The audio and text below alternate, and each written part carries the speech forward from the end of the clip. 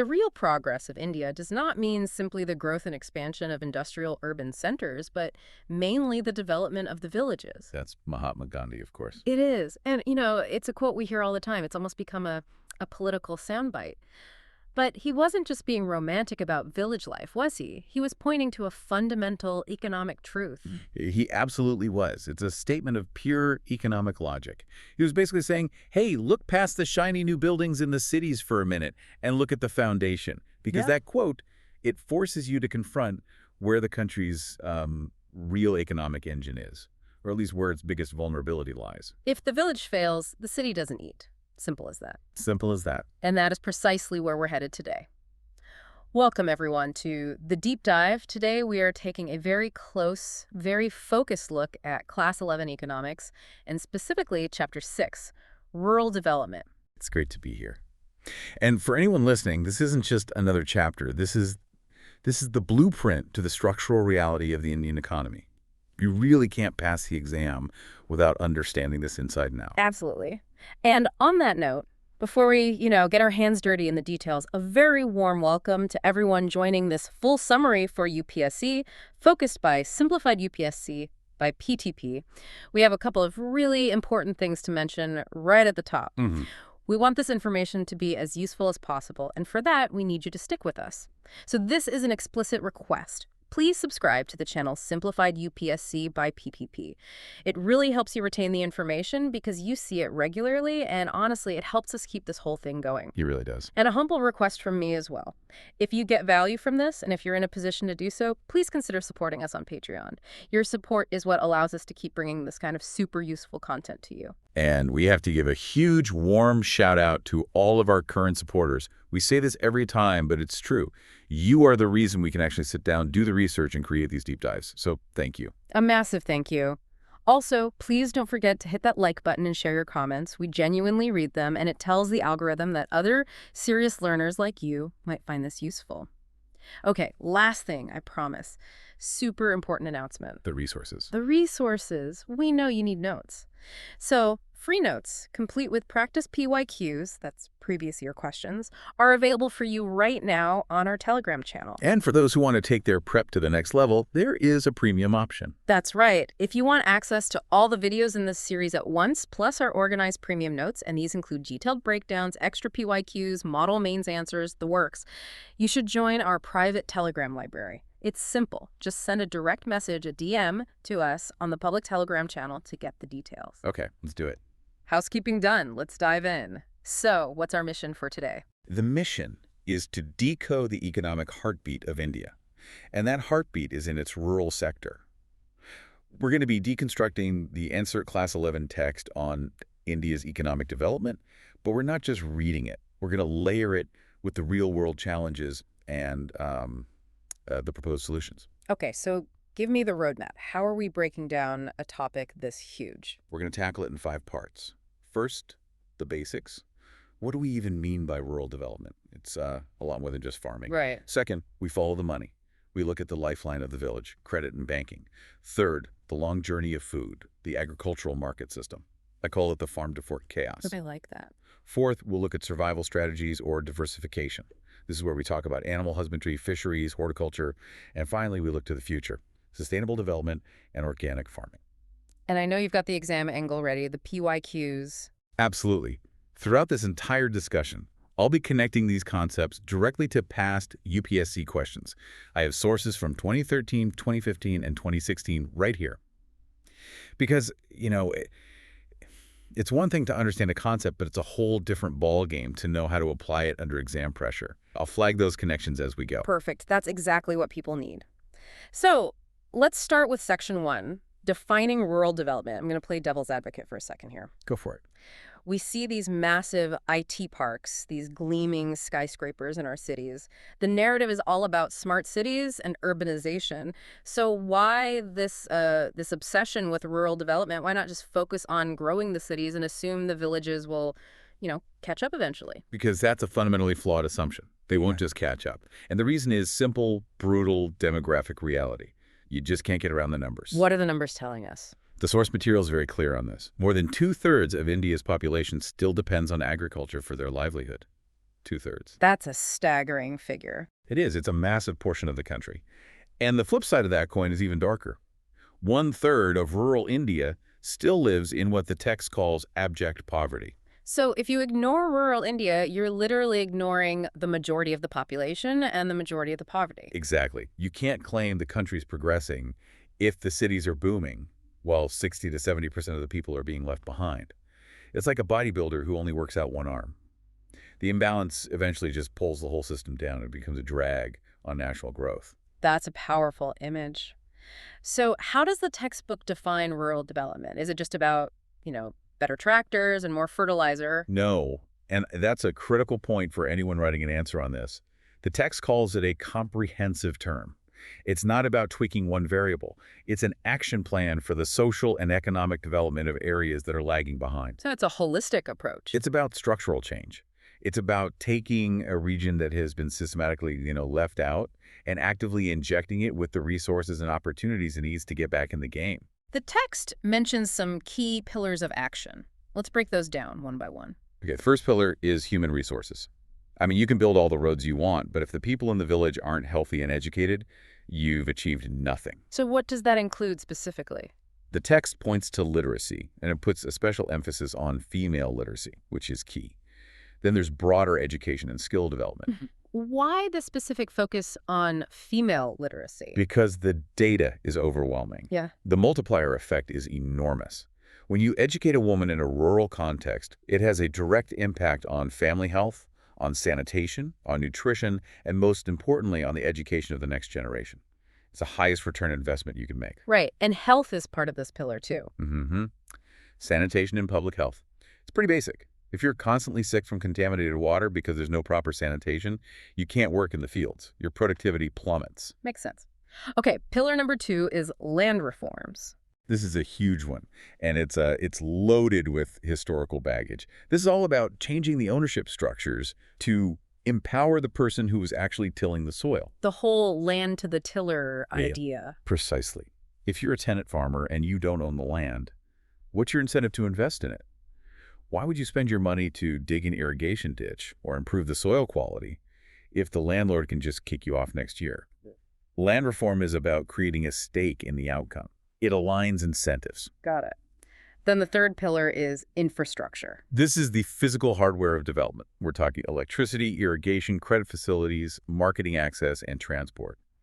And the text is specific here. It mentions not just highways, but village roads and feeder roads. That last mile connectivity. Yes, that's the crucial part. I mean, you can grow the most amazing mangoes in the world, but if your village doesn't have a road that connects to the main highway, those mangoes are effectively worthless. They'll just rot. So infrastructure is basically market access. It is. It's turning a potential product into an actual one.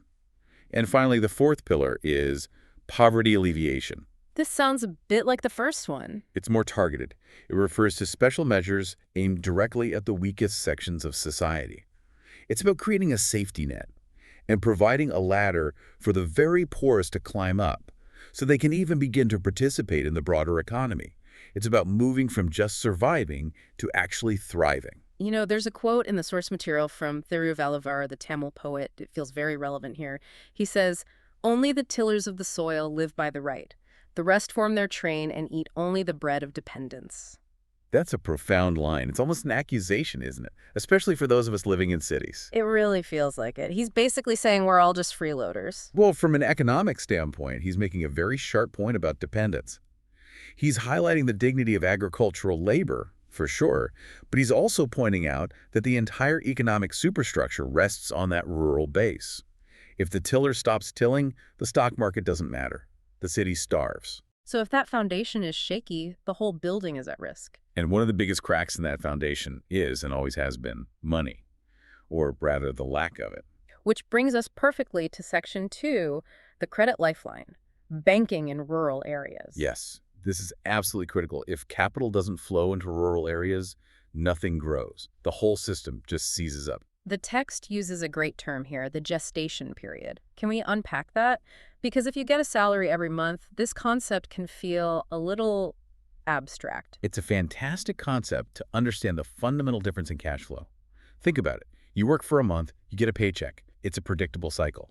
Farming is the complete opposite. How so? You might sow your seeds in, say, June. You have to spend money then on seeds, on fertilizer, on labor, on water. You are spending, spending, spending. But you might not see a single rupee of income until maybe October, November, when you finally harvest the crop and sell it. That massive gap in between. That gap is the gestation period. And during those 4 or 5 months, life doesn't just stop. You still have to eat. Your kids need school books. There might be a wedding in the family or a funeral, God forbid. You have consumption needs, social needs, and you even have more production needs, like buying pesticides. You need a financial bridge to get across that time gap. So historically, who provided that bridge? Before independence, and for a long time after, it was the informal sector, specifically the village moneylender and the trader. And this was, frankly, an era of exploitation. High interest rates, I assume. Sky-high interest rates were just the start. The real problem, as the sources point out, was the outright manipulation of accounts. What does that mean in practice? Well, remember, many farmers were illiterate. The moneylender was the one keeping the books, so he could add fees, compound the interest in tricky ways, or simply refuse to record a repayment. A common tactic was to have the farmer put a thumbprint on a blank piece of paper, which the moneylender could then fill in as a much larger loan document. It was a system designed for entrapment. Exactly. It was a debt trap. The goal wasn't to get the loan repaid. The goal was to keep the farmer indebted forever, often turning them into a form of bonded labor, with the debt passing from one generation to the next. A truly vicious cycle. So how did the government try to step in and break it? The timeline shows a couple of major policy shifts. The first big one was in 1969.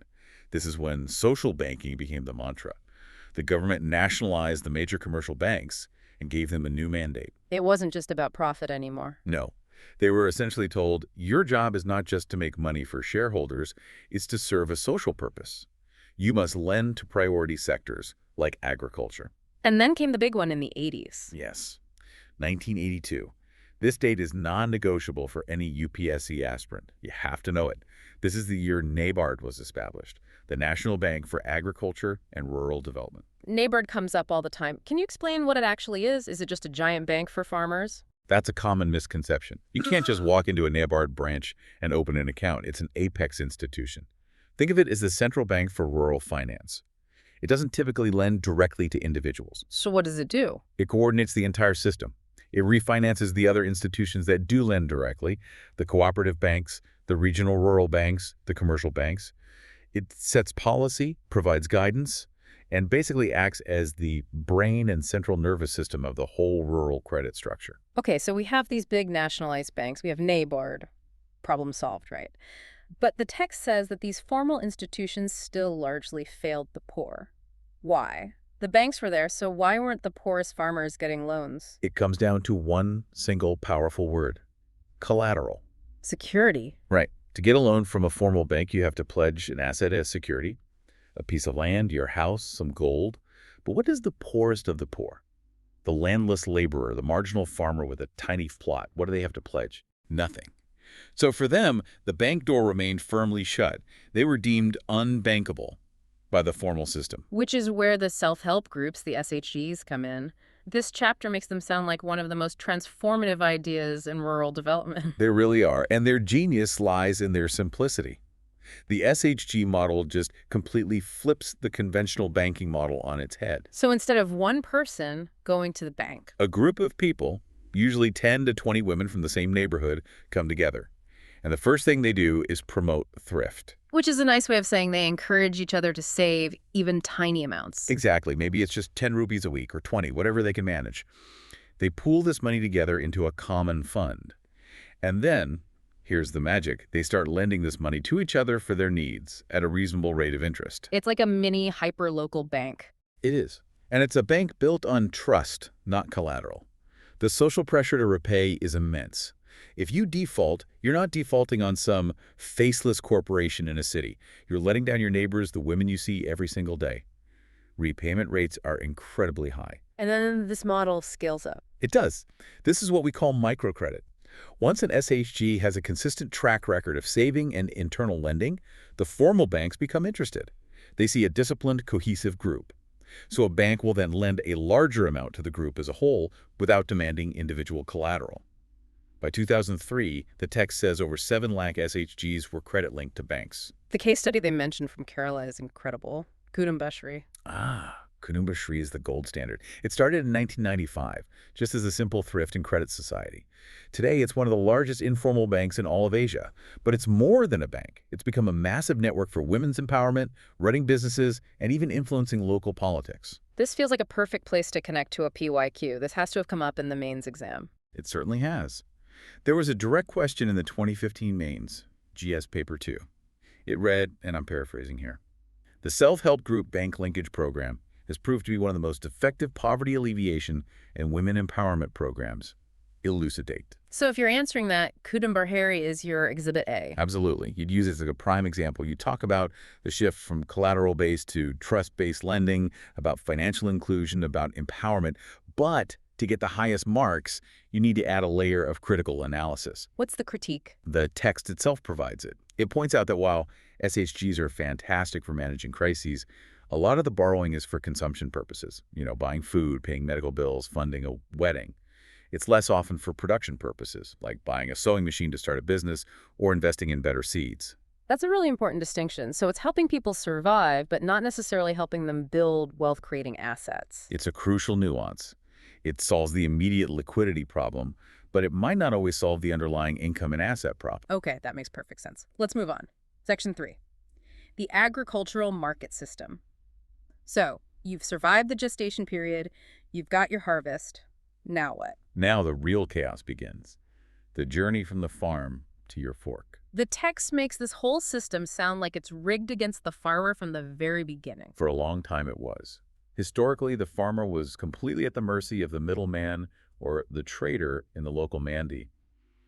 The text highlights a few common malpractices. First, faulty weighing. You bring in a 100-kilogram sack of grain, they put it on their rigged scale and tell you it's only 90 kilograms.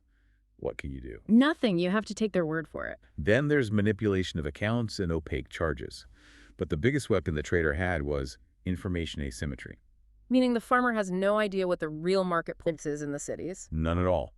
If you don't know that potatoes are selling for 30 rupees a kilo in the state capital, you might be forced to sell them for 5 rupees in your village. On top of that, you have the problem of distress sales. This is linked to the lack of storage, right? Exactly. Imagine you've just harvested your tomatoes. You don't have a cold storage facility. You see dark clouds gathering. You know that if it rains, your entire harvest could be ruined. You have to sell, and you have to sell now, at whatever price the trader offers. You have zero bargaining power. Zero. The text gives a shocking statistic. Even today, more than 10% of the food produced on farms is wasted simply due to a lack of proper storage. 10%. In a country with our levels of malnutrition, that's just staggering. So what has the government done to try and fix this broken system? The text lists 4 main interventions. Okay, the first measure is the establishment of regulated markets. The idea is to create a transparent marketplace, a proper mandi or yard, with standardized weights, open auctions, and a market committee to oversee things and prevent cheating. A noble idea. Does it work? It's a mixed bag. The infrastructure is there in some places, but the text points out a huge gap.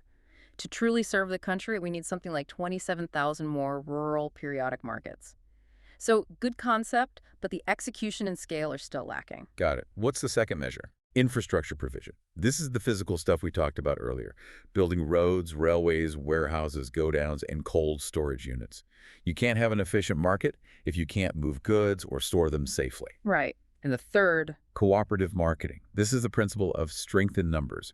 Instead of each small farmer going to the market alone, they pool their produce together.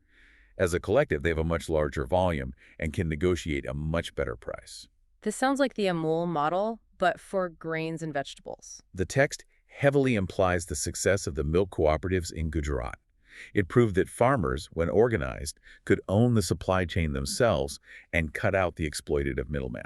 And the fourth and final set of measures. These are the big policy instruments that you always hear about in the news. First, MSP, the minimum support price.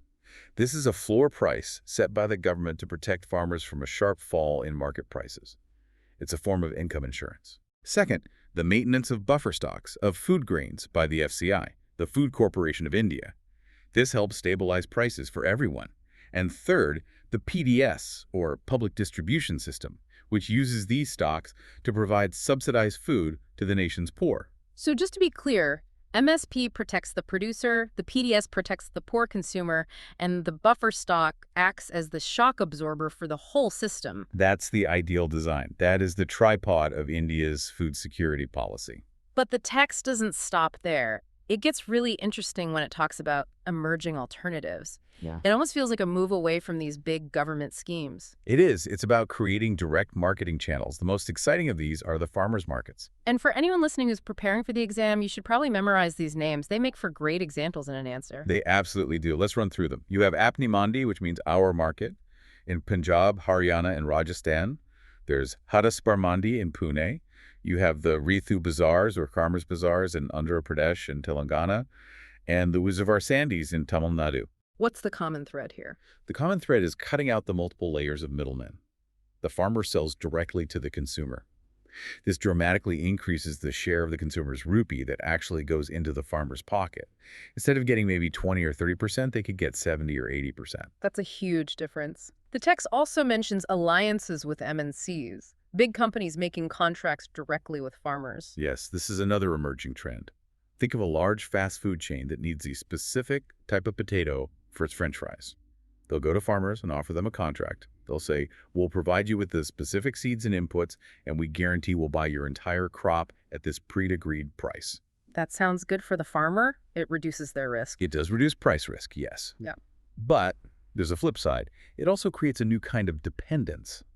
If you reorient your entire farm to grow a specialized crop that only one single company buys, what happens to your bargaining power? You're no longer an independent farmer. You're more like a subcontractor on your own land. Another double-edged sword. Okay, this is a good place to shift gears. Let's move to section 4. Diversification. Why is this concept so important? Why can't farmers just focus on getting better at growing their main crops? Because of one word, risk. Indian agriculture, for the most part, is still a gamble on the monsoon. If the rains fail, your crop fails. If your entire livelihood is tied to that one crop, you're wiped out. You have nothing. So diversification is like building an investment portfolio. Don't put all your eggs in one basket. That's a perfect analogy. It's about creating what the text calls productive, sustainable livelihood options that are not solely dependent on crop farming.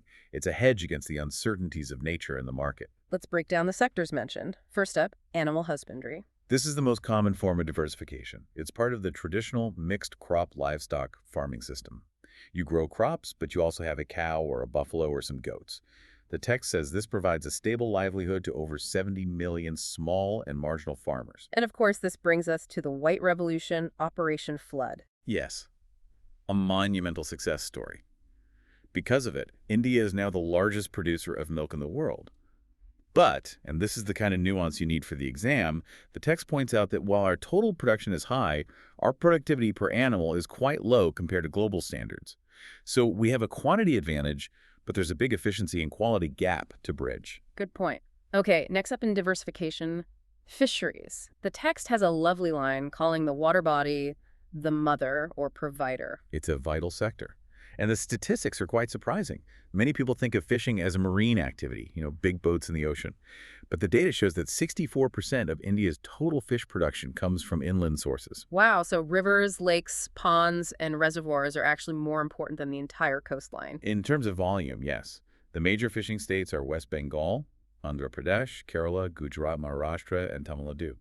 But here's another critical detail: the gender dimension. What's the role of women here? Women are generally not involved in active fishing. They're not out on the boats, but they completely dominate the post-harvest work.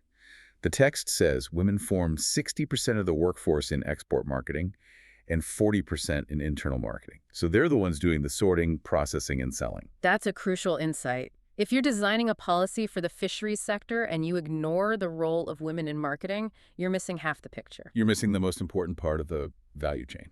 Next up is horticulture. The book calls this the Golden Revolution.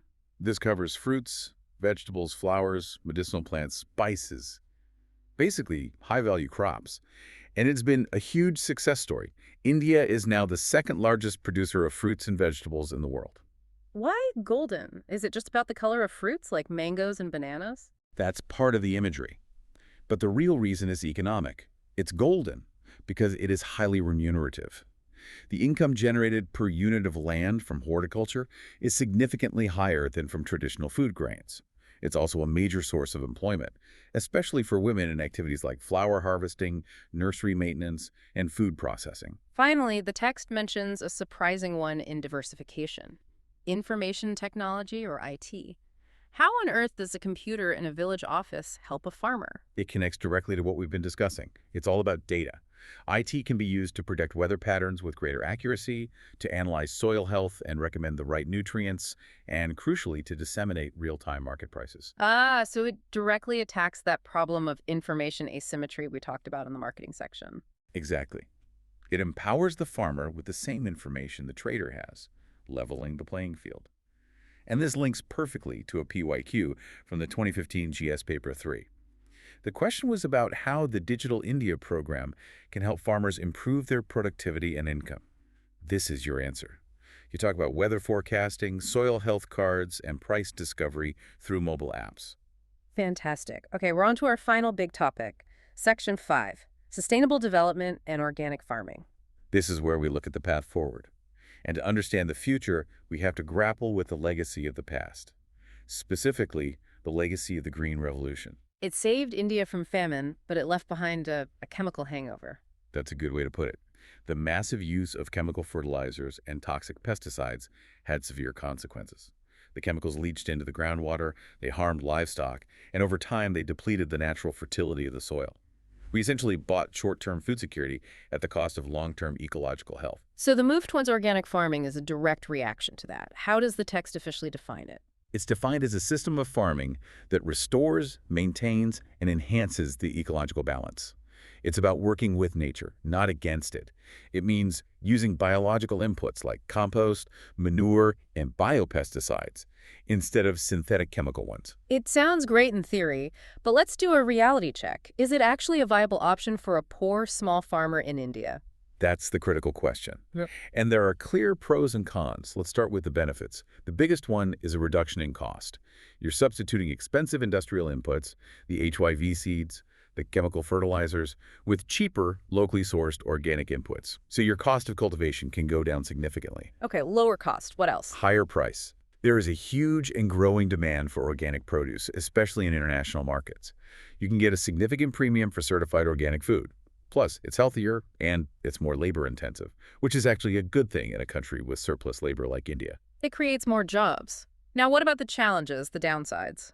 The biggest challenge is the transition period. When a farmer switches from chemical to organic farming, the yields often drop for the first few years. The soil needs time to heal and recover its natural fertility. For a farmer who is living on the edge, that dip in income for 2 or 3 years can be catastrophic. So they need some kind of support to get through that initial phase. Absolutely. There are other challenges too. Organic produce generally has a shorter shelf life. You have a limited choice of off-season crops because you're not using chemicals to force growth. And critically, the marketing infrastructure is still very weak. It's hard to find certified buyers and get that premium price. This seems to connect to some broader PYQs on the environment. Yes. For example, a source from 2015, GS2, talks about the role of NGOs in development processes. This is a perfect place for NGOs to step in, helping farmers with the transition, getting them certified, and connecting them to markets.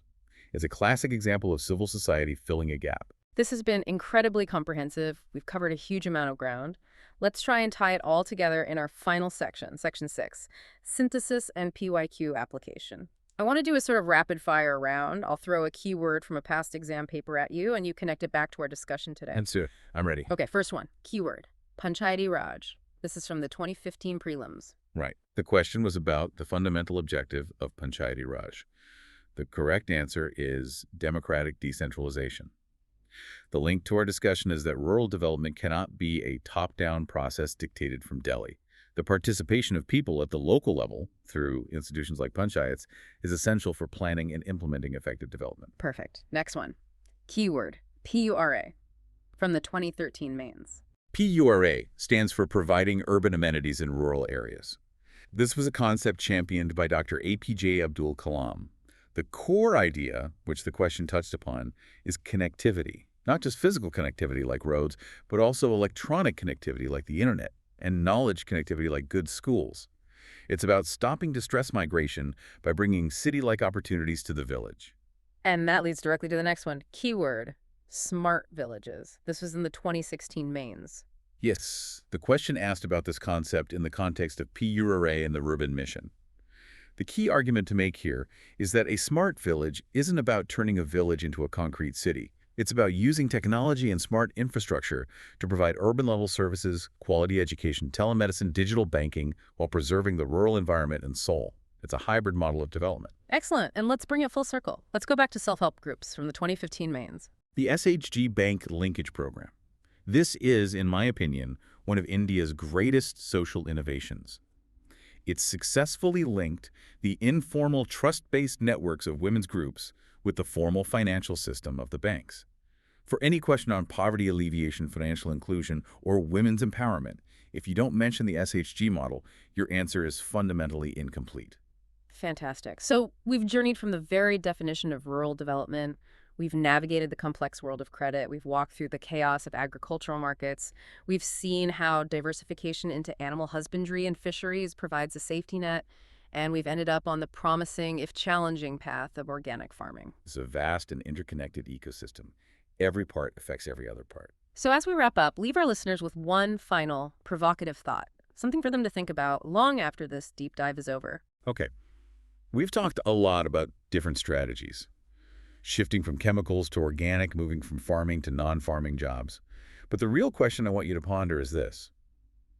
Can we ever achieve true rural development if we continue to view the village merely as a supplier for the city, rather than as an economic engine in its own right? Unpack that a little. As long as the primary function of a village in our economic imagination is just to grow cheap food and send cheap labor to the metropolis, as long as it remains in what Thuru Velaver called the train of dependence, can it ever truly be developed?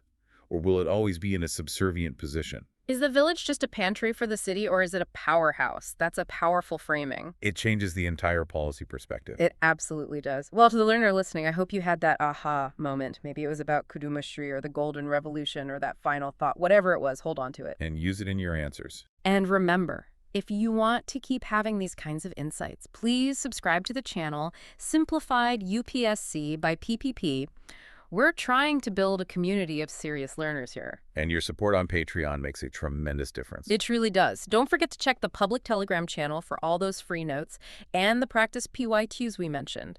And if you're ready to go all in, send us a DM on that public channel to join the private Telegram library for all the premium content, the detailed notes, model answers, the whole package. And please do like this video and share your comments and questions below. We do read them. We absolutely do. We will see you in the next deep dive. Until then, keep learning. Good, everyone.